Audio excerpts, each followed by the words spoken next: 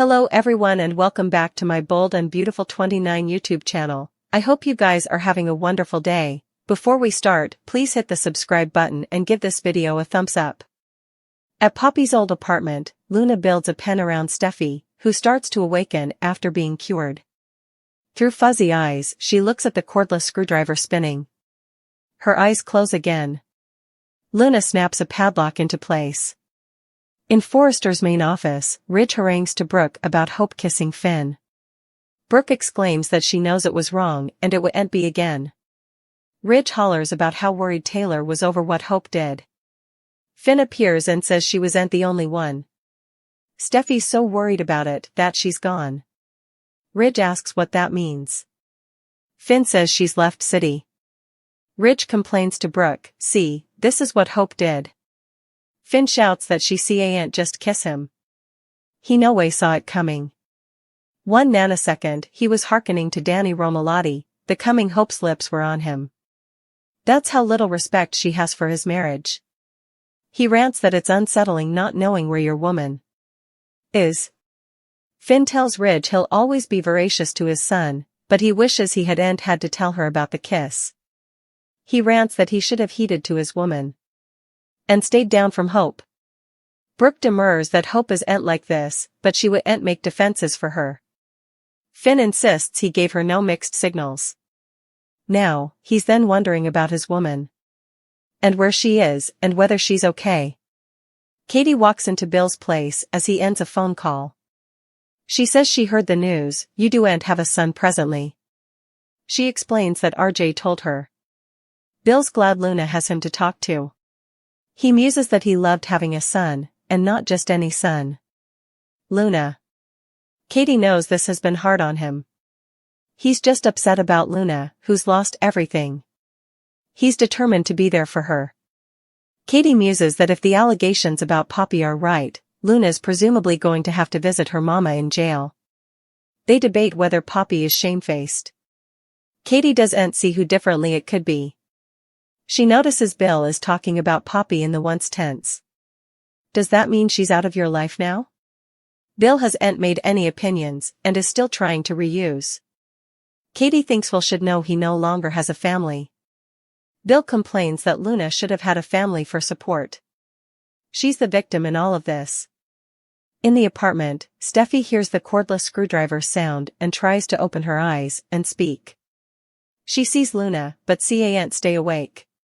Luna watches her as she continues working on the pen. Ultimately, Steffy struggles to a sitting position and croaks, "Luna. Where am I? What happened?" Luna paces back and forth and gapes at her.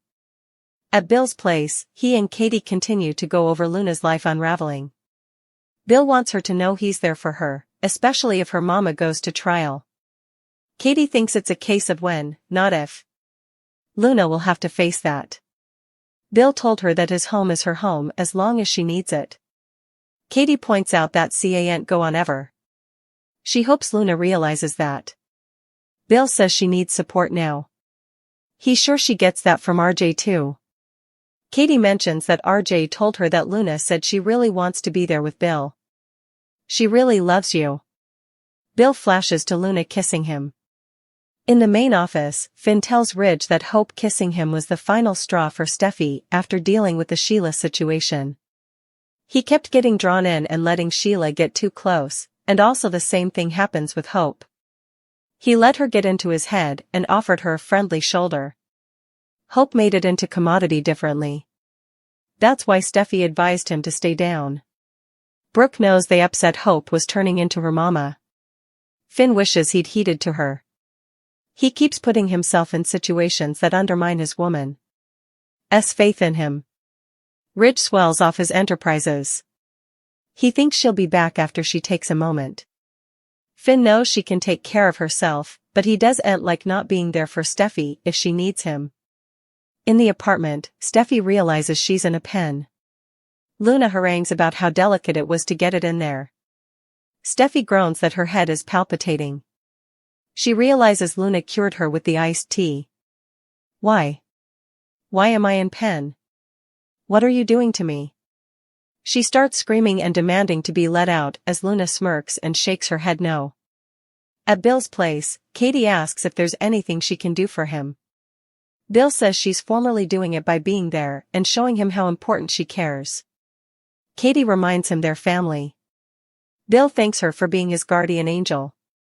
It feels like the hairpiece was pulled out from under me. Katie says it was, but his family loves him. Your sons, you're so important to them. Bill asks, and you?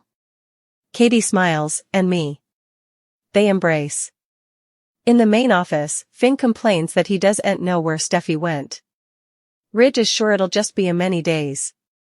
Finn hopes she realizes that he didn't want any of this. He didn't kiss Hope back because he loves his woman. And family. He wants her to come back. I love your son, Ridge. I miss her and I need to know that she's alright, wherever she is. In the pen, Steffy riots, Luna, what the hell do you suppose you're doing? What are you doing? She remembers seeing her kissing Bill and coming there to defy her. Luna tells her she no way should have done that. Steffy hollers that Bill is her son's forefather. Does she really suppose she'd just let her get down with this? Luna screams that Bill's the only person in the world who understands her. Steffy shouts that Bill is with her mama. Luna shrugs, not for long. Not after a jury finds her shamefaced. Steffy realizes she wants her mama gone to have Bill for herself. Tom and Hollis are dead because of her, you aren't going to get down with this. Luna snaps, I've gotten down with it so far. Yeah, I did it. It was me. I killed both Hollis and my deadbeat father Tom, and you aren't telling a soul. Steffy screams for help. Formerly, Steffy had been shaken to the core by the kiss that she witnessed between Luna and Bill. He's dating her mama, and she's courting RJ. I don't know who this is, Steffy said, trying to make sense of the foreigner in front of her. You must suppose I'm such a nut job, Luna said. And, well, Steffy didn't come out and say so, but by the time she'd collapsed from that iced tea, and who just happens to have knockout medicines lying around 24/7? We were ready to. On Monday, August 26th, Steffy's situation goes from bad to worse as she wakes up in a pen. Again, who just happens to have one of those at the ready, huh? A day laterally, spoilers reveal that a killer has commodity to get off their casket. Could that be anyone but Luna at this point? Finn snappily realizes that commodity is a miss, but not the correct thing that's a miss. He's all about condemning himself for Steffy taking later in the wake of Kissgate on Wednesday, August 28th, Steffy, nothing's miss in torture, takes a stab at freeing herself. But supposedly, it doesn't go as well as she or we might have hoped. By Friday, August 30th, she's starving and weak and soliciting that Finn finds her before it's too late. Hope Logan has been floundering to make sense of her conduct and the fate of kissing John. Finn Finnegan. Hope's concession to Brooke. Logan left her mama with plenitude of enterprises too, so let's look at what Brooke had to say in the August 20th occasion. Your jest is out of character, Brooke told Hope. And it all happened a while ago. When you kissed Thomas in Rome, you were married to Liam. And also Thomas proposed to you and you were wearing his ring around your neck. And now you're having passions for Finn. It's intriguing that Brooke ran down the list of the eschewal of character effects Hope's been doing over the last many stories. Brooke claimed Hope was twisting out of control, so that may be an indication that Hope's jest has indeed been out of her control in recent months. Since Brooke took us all the way back to Rome with her memorial of Hope's wild conduct, we've to consider what that might mean for Hope's future with Liam Spencer. Liam was furious and devastated when he saw Hope locking lips with Thomas Forrester in Italy, but how would he feel if there was a medical explanation for Hope being so reckless? Still, that could be a game changer for Liam, if Hope indeed has a mysterious illness that messes with her head and may be redounded in those excruciating migraines. It might lead to Liam remonstrating himself for not realizing commodity was seriously wrong with Hope this whole time. Liam may step up to support Hope in her time of need and apologize for allowing the worst of her. Perhaps Liam will wish he hadn't ignored the warning signs and had pushed Hope to get an opinion as well as real help sooner.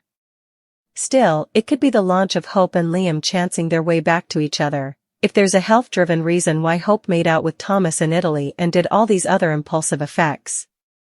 The Bold and the Beautiful spoilers say Bridget Forrester is headed back to B&B, so we'll bring you updates on whether she'll put her medical knowledge to good use for Hope's sake.